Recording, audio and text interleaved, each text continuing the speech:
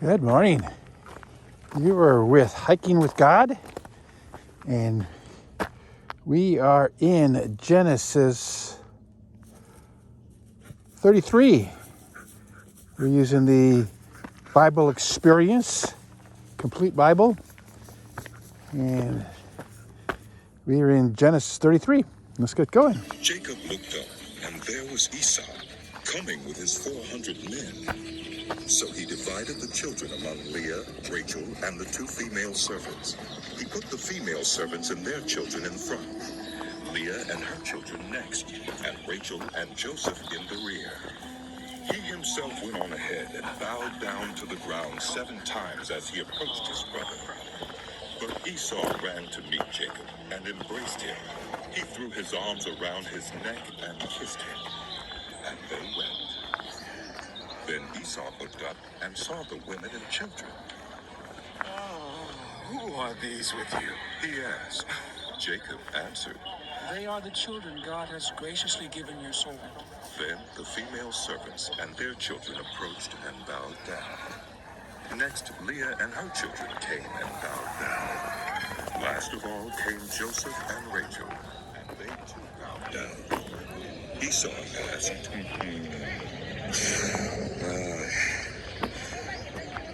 What do you mean by all these flocks and herds I met?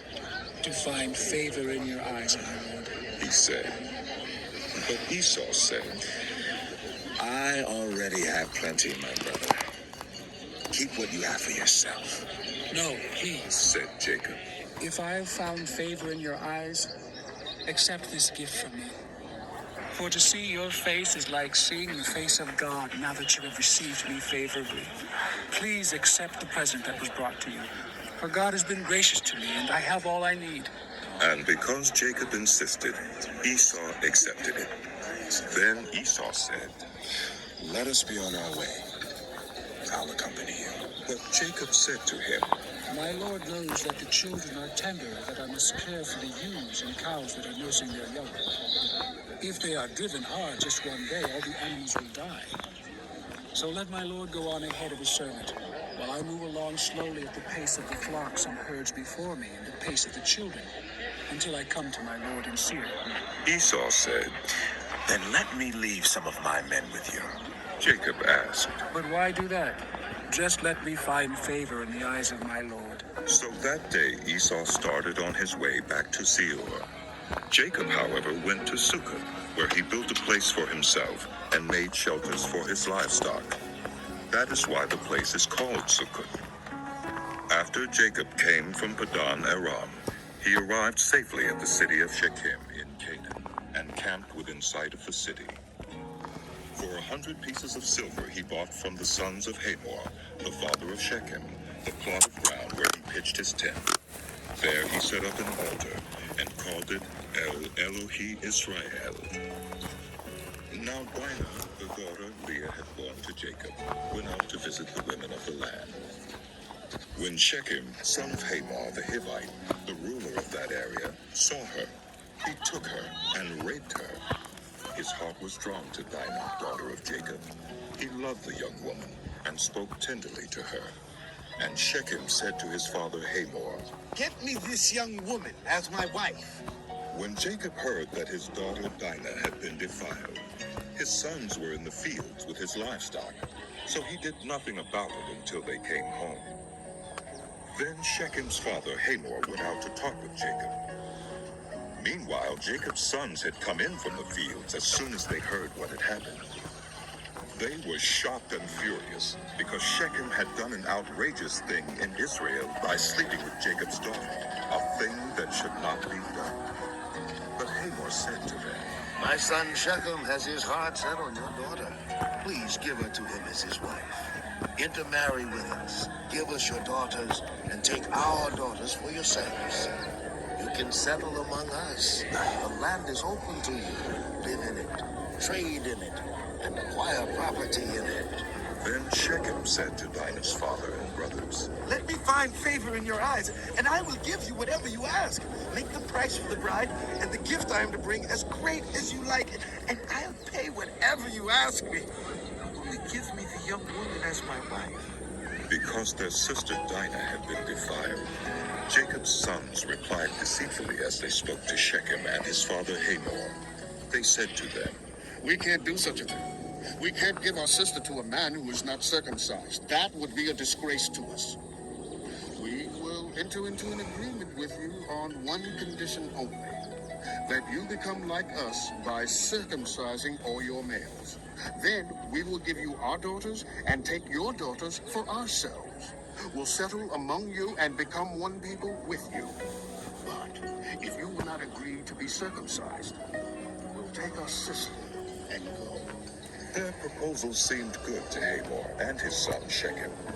The young man, who was the most honored of all his father's family, lost no time in doing what they said, because he was delighted with Jacob's daughter. So Hamor and his son Shechem went to the gate of their city to speak to the men of their city. These men are friendly toward us, They said, Let them live in our land and trade in it. The land has plenty of room for them. We can marry their daughters, and they can marry ours. But the men will agree to live with us as one people only on the condition that our males be circumcised. No. They themselves are. Would their livestock, their property, and all their other animals become ours? So let us agree to their terms, and they will settle among us.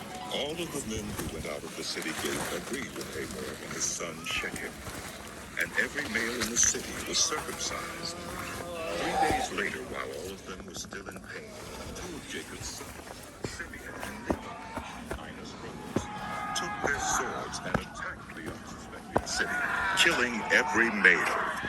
They put Hamor and his son Shechem to the sword and took Dinah from Shechem's house and left. The sons of Jacob came upon the dead bodies and looted the city where their sister had been defiled. They seized their flocks and herds and donkeys and everything else of theirs in the city and out in the fields. They carried off all their wealth and all their women and children, taking as plunder everything in the houses. Then Jacob said to Simeon and Levi, You have brought trouble on me by making me obnoxious to the Canaanites and Perizzites, the people living in this land. We are few in number, and if they join forces against me and attack me, I and my household will be destroyed. but they replied, Should he have treated our sister like a prostitute? Then God said to Jacob, Go up to Bethel and settle there, and build an altar there to God, who appeared to you when you were fleeing from your brother Esau. So Jacob said to his household and to all who were with him, Get rid of the foreign gods you have with you, and purify yourselves, and change your clothes. Then come, let us go up to Bethel, where I will build an altar to God, who answered me in the day of my distress, and who has been with me wherever I have gone. So they gave Jacob all the foreign gods they had and the rings in their ears, and Jacob buried them under the oak at Shechem. Then they set out, and the terror of God fell on the towns all around them, so that no one pursued them. Jacob and all the people with him came to Luz, that is, Bethel, in the land of Canaan.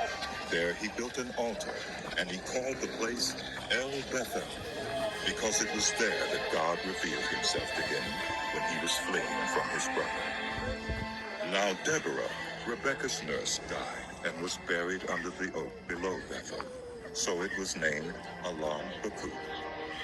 After Jacob returned from Padan Aram, God appeared to him again and blessed him. God said to him, Your name is Jacob, but you will no longer be called Jacob. Your name will be Israel.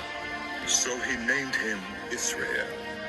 And God said to him, I am God Almighty. Be fruitful and increase in number. A nation and the community of nations will come from you, and kings will come from your body. The land I gave to Abraham and Isaac, I also give to you, and I will give this land to your descendants after you. Then God went up from him at the place where he had talked with him. Jacob set up a stone pillar at the place where God had talked with him, and he poured out a drink offering on it. He also poured oil on it. Jacob called the place where God had talked with him Bethel. Then they moved on from Bethel. While they were still some distance from Bethel, Rachel began to give birth and had great difficulty. And as she was having great difficulty in childbirth, the midwife said to her, Don't despair, for you have another son. as she breathed her last, for she was dying, she named her son Ben-Oni, but his father named him Benjamin. So Rachel died and was buried on the way to Ephrath, that is Bethlehem. Over her tomb, Jacob set up a pillar, and to this day, that pillar marks Rachel's tomb. Israel moved on again and pitched his tent beyond Migdal Edom. While Israel was living in that region, Reuben went in and slept with his father's concubine, Bilhah, and Israel heard of it. Jacob had 12 sons. The sons of Leah, Reuben, the firstborn of Jacob, Simeon, Levi, Judah, Issachar, and Zebulun. The sons of Rachel, Joseph and Benjamin. The sons of Rachel's servant Bilhah, Dan and Naphtali. The sons of Leah's servant Zilpah, Gad and Asher. These were the sons of Jacob who were born to him in Padan Aram. Jacob came home to his father Isaac in Mamre, near Kiriath Arba, that is Hebron, where Abraham and Isaac had stayed. Isaac lived 180 years. Then he breathed his last and died, and was gathered to his people, old and full of years. And his sons Esau and Jacob buried him. This is the account of the family line of Esau, that is Edom. Esau took his wives from the women of Canaan, Ada, daughter of Elon the Hittite, and Oholibamah, daughter of Adah, and granddaughter of Zibeon the Hivite. Also Basemath, daughter of Ishmael, and sister of Nebaioth. Ada bore Eliphaz to Esau. Basemath bore Reuel, and Oholibamah bore Jeush, Jalam, and Korah. These were the sons of Esau who were born to him in Canaan.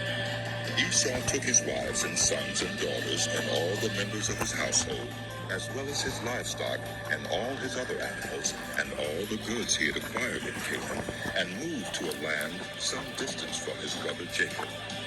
Their possessions were too great for them to remain together. The land where they were staying could not support them both because of their livestock. So Esau, that is Edom, settled in the hill country of Seir. This is the account of the family line of Esau, the father of the Edomites in the hill country of Seir.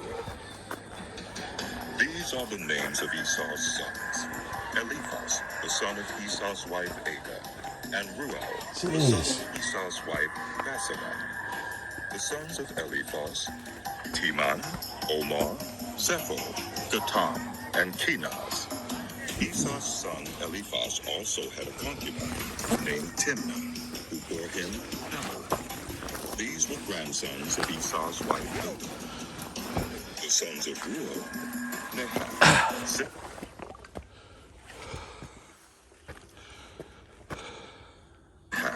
Zerah, Shammah, and Mizah. Esau's wife Basemath. The sons of Esau's wife Oholibamah, daughter of Adah, and granddaughter of Zibeon, whom she bore to Esau: Jeush, Jalam, and Korah. These were the chiefs among Esau's descendants, the sons of Eliphaz, the firstborn of Esau. Chiefs: Teman, Omar, Zepho, Kenaz, Korah, Gatam, and Amalek.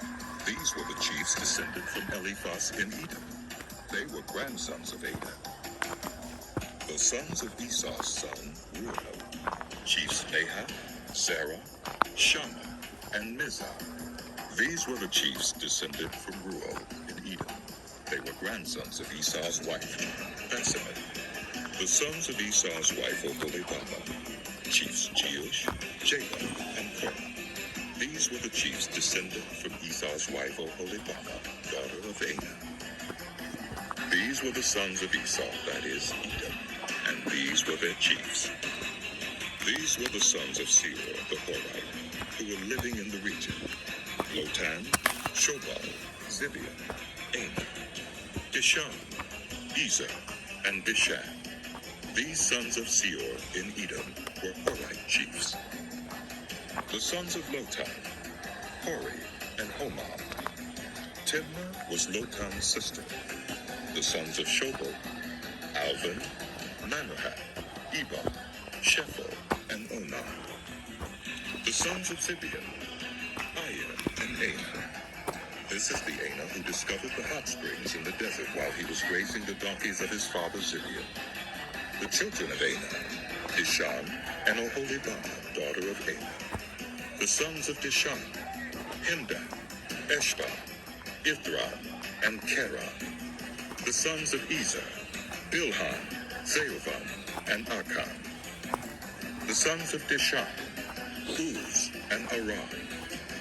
These were the Horite chiefs, Lotan, Shobal, Zibeon, Anah, Dishon, Ezer, and Dishon. These were the Horite chiefs according to their divisions in the land of Seor. These were the kings who reigned in Edom before any Israelite king reigned. Bela, son of Beor, became king of Edom. His city was named Dinah. When Bela died, Jobab, son of Zerah from Basra, succeeded him as king.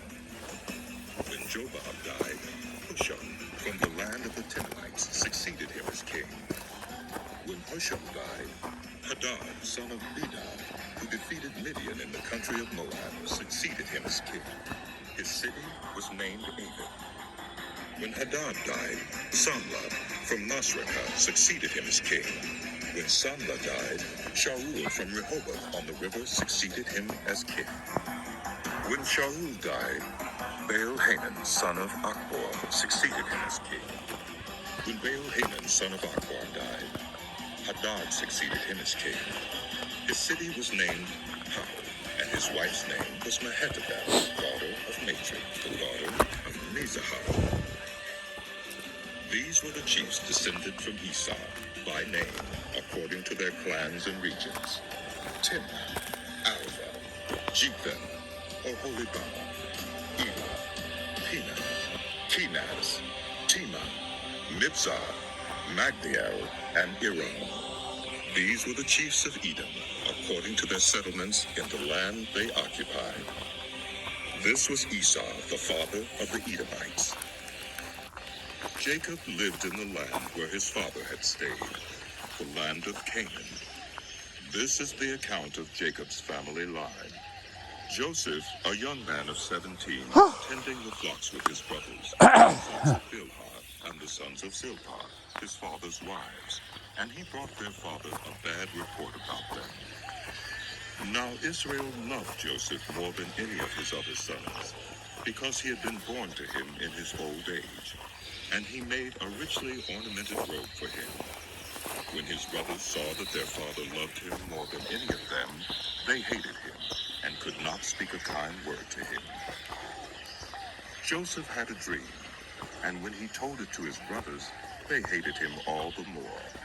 He said to them, "Listen to this dream I had. We were binding sheaves of grain out in the field when suddenly my sheaf rose and stood upright, while your sheaves gathered round mine and bowed down to it." His brothers said to him, Do you intend to reign over us? Will you actually rule us?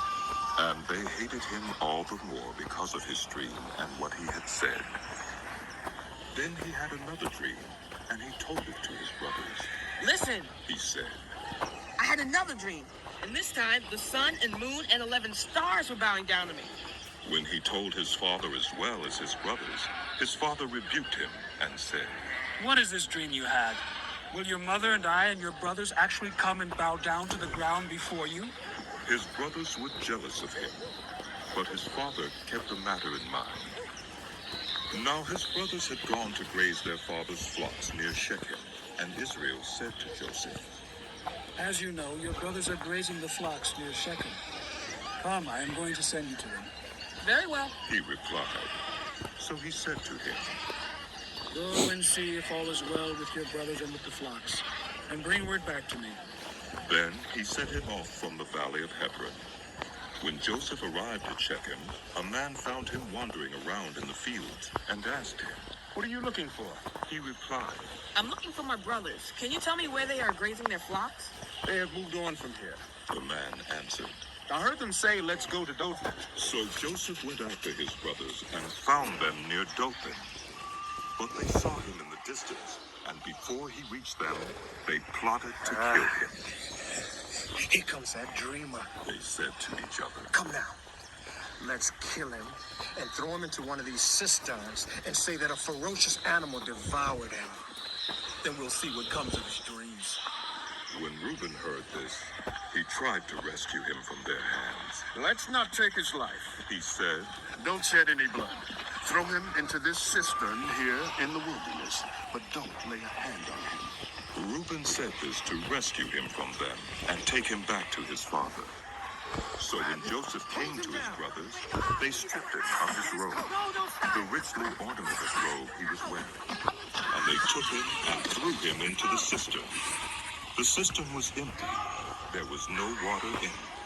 As they sat down to eat their meal, they looked up and saw a caravan of Ishmaelites coming from Gilead. Their camels were loaded with spices, balm, and myrrh, and they were on their way to take them down to Egypt. Judah said to his brothers, What will we gain if we kill our brother and cover up his blood? Come, let's sell him to the Ishmaelites and not lay our hands on him. After all, he is our brother, our own flesh and blood. His brothers agreed. So when the Midianite merchants came by, his brothers pulled Joseph up out of the cistern and sold him for 20 shekels of silver to the Ishmaelites, who took him to Egypt. When Reuben returned to the cistern and saw that Joseph was not there, he tore his clothes. He went back to his brothers and said, The boy isn't there. But where can I tell you? Then they got Joseph's robe, slaughtered a goat, and dipped the robe in the blood. They took the ornamented robe back to their father and said, We found this. Examine to see whether it is your son's robe. He recognized it and said, It is my son's robe. Some ferocious animal has devoured him. Joseph has surely been torn to pieces. Then Jacob tore his clothes, put on sackcloth, and mourned for his son many days. All his sons and daughters came to comfort him, but he refused to be comforted. No, He said, in mourning will I go down to the grave to my son. so his father wept for him. Meanwhile, the Midianites sold Joseph in Egypt to Potiphar, one of Pharaoh's officials, the captain of the guard. At that time, Judah left his brothers and went down to stay with a man of Udullam named Hiram. There Judah met the daughter of a Canaanite man named Shua. He married her and made love to her. She became pregnant and gave birth to a son, who was named She conceived again and gave birth to a son and named him Onan. She gave birth to still another son and named him Shelah. It was at Kisib that she gave birth to him. Judah got a wife for his firstborn, and her name was Tamar. But Judah's firstborn, was wicked in the Lord's sight, so the Lord put him to death. Then Judah said to Onan, Sleep with your brother's wife, and fulfill your duty to her as a brother-in-law to raise up offspring for your brother. But Onan knew that the child would not be his. So whenever he slept with his brother's wife, he spilled his semen on the ground to keep from providing offspring for his brother. What he did was wicked in the Lord's sight, so he put him to death also. Judah then said to his daughter-in-law Tamar, Live as a widow in your father's household until my son Shelah grows up. For he thought, He may die too, just like his brothers. So Tamar went to live in her father's household. After a long time, Judah's wife, the daughter of Shua, died. When Judah had recovered from his grief, he went up to Timnah, to the men who were shearing his sheep, and his friend Hiram, the Adullamite, went with him. When Tamar was told, Your father-in-law is on his way to Timnah to shear his sheep. she took off her widow's clothes, covered herself with a veil to disguise herself, and then sat down at the entrance to Enaim, which is on the road to Timnah. For she saw that, though Shelah had now grown up, she had not been given to him as his wife. When Judah saw her, he thought she was a prostitute, for she had covered her face. Not realizing that she was his daughter-in-law, he went over to her by the roadside and said, Come now, let me sleep with you. And what will you give me to sleep with you? She asked. I'll send you a young goat from my flock. He said. Will you give me something as a pledge until you send it? She asked. He said. What pledge should I give you? Your seal, and its cord, and the staff in your hand. She answered. So he gave them to her and slept with her, and she became pregnant by him. After she left, she took off her veil and put on her widow's clothes again. Meanwhile, Judah sent the young goat by his friend the Adullamite in order to get his pledge back from the woman. But he did not find her. He asked the men who lived there. Where is the shrine prostitute who was beside the road at Enaim? There hasn't been any shrine prostitute here, they said. So he went back to Judah and said, I didn't find her. Besides, the men who live there said there hasn't been any shrine prostitute here. Then Judah said, Let her keep what she has, or we will become a laughingstock. After all, I did send her this young goat, but you didn't find her. About 3 months later, Judah was told, Your daughter-in-law Tamar is guilty of prostitution, and as a result, she is now pregnant. Judah said. Bring her out and have her burned to death. As she was being brought out, she sent a message to her father-in-law. I'm pregnant by the man who owns these, she said. And she added, See if you recognize whose seal and cord and staff these are. Judah recognized them and said, Oh, she is more righteous than I, since I wouldn't give her to my son, Sheba. And he did not sleep with her again. When the time came for her to give birth, there were twin boys in her womb. As she was giving birth, one of them put out his hand. So the midwife took a scarlet thread and tied it on his wrist and said, This one came out first. But when he drew back his hand, his brother came out. And she said, So this is how you have broken up. And he was named Peres. Then his brother, who had the scarlet thread on his wrist, came out. And he was given the name Zerah. Now Joseph had been taken down to Egypt. Potiphar, an Egyptian who was one of Pharaoh's officials, the captain of the guard, bought him from the Ishmaelites who had taken him there. The Lord was with Joseph, so that he prospered, and he lived in the house of his Egyptian master. When his master saw that the Lord was with him, and that the Lord gave him success in everything he did, Joseph found favor in his eyes and became his attendant. Potiphar put him in charge of his household, and he entrusted to his care everything he owned. From the time he put him in charge of his household and of all that he owned, the Lord blessed the household of the Egyptians because of Joseph. The blessing of the Lord was on everything Potiphar had, both in the house and in the field. So Potiphar left everything he had in Joseph's care. With Joseph in charge, he did not concern himself with anything except the food he ate. Now Joseph was well built and handsome, and after a while his master's wife took notice of Joseph and said, Oh, come to bed with me. But he refused. With me in charge, He told her, my master does not concern himself with anything else. Everything he owns, he has entrusted to my care. No one is greater in this house than I am. My master has withheld nothing from me except you, because you are his wife. How then can I do such a wicked thing and sin against God? and though she spoke to Joseph day after day, he refused to go to bed with her or even be with her. One day he went into the house to attend to his duties, and none of the household servants was inside. She caught him by his cloak and said, Come to bed with me. But he left his cloak in her hand and ran out of the house. When she saw that he had left his cloak in her hand and had run out of the house, she called her household servants. Look!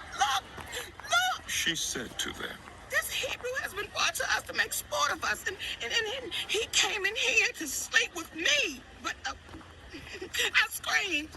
When he heard me scream for help, he left his cloak beside me and ran out of the house. She kept his cloak beside her until his master came home. Then she told him this story.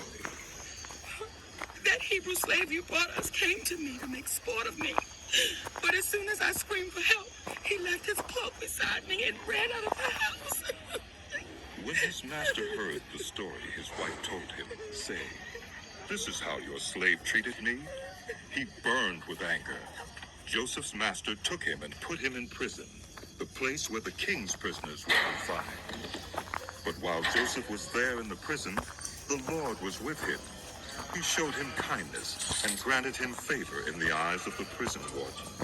So the warden put Joseph in charge of all those held in the prison, and he was made responsible for all that was done there. The warden paid no attention to anything under Joseph's care, because the Lord was with Joseph and gave him success in whatever he did. All right, that concludes today's walk in the snow, end of December. So like and subscribe, and we'll see you next time.